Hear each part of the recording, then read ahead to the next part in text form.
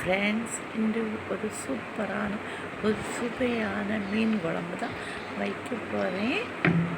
பாருங்க, என் வீட்டுக்காரர் தான் அழகாக கழுவி கொடுத்தாரு.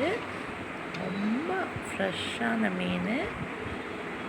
வாங்க வீடியோக்குள்ளே போய் பார்க்கலாம்.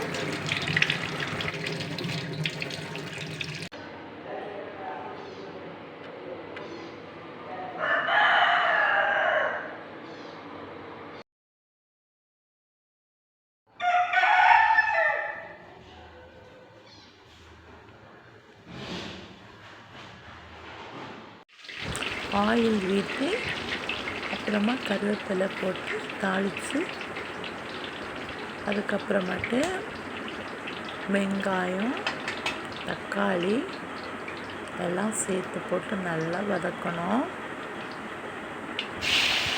பாருங்கள், தக்காளி வெங்காயம் போட்டு நல்லா வதக்கணும்.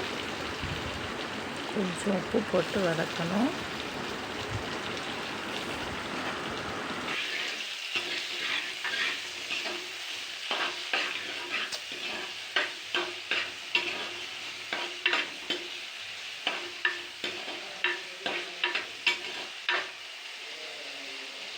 நல்லா வதங்குறதுக்குள்ளே நம்ம அதுக்கு முன்னாடி என்னெல்லாம் ஸ்பைசஸ் சேர்க்கணும்னு சொன்னால், தேங்காய்,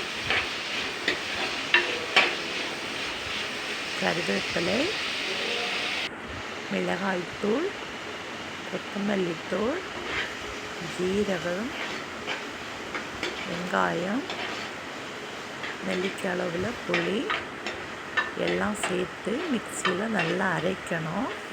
அரைச்சி ரெடி பண்ணி வச்சுக்கணும். அப்புறமா வதக்கி முடித்ததும் அந்த அரைப்பெல்லாம் அதில் ஊற்றி கொதிக்க வைக்கணும்.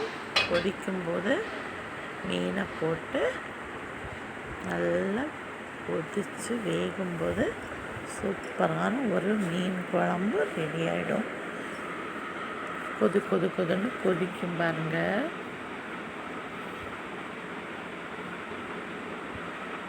இந்த மீன் நல்லா கொதித்து வேக வைக்கணும். அப்போ தான் இந்த மீன் நல்லா ருசியாக இருக்கும்.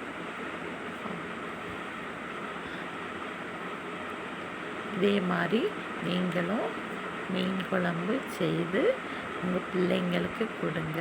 கொடுத்துட்டு எப்படி இருக்குன்னு சொல்லி லைக் பண்ணுங்கள், ஷேர் பண்ணுங்கள், கமெண்ட் பண்ணுங்கள்.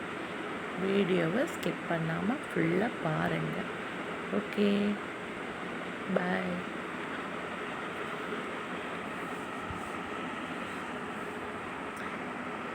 இந்த மீன் குழம்பு சாதத்துக்கு கூடயும், இட்லி, தோசை எல்லாம் ஆப்பம் அதுக்கு கூடயும் ஊற்றி சாப்பிடலாம்.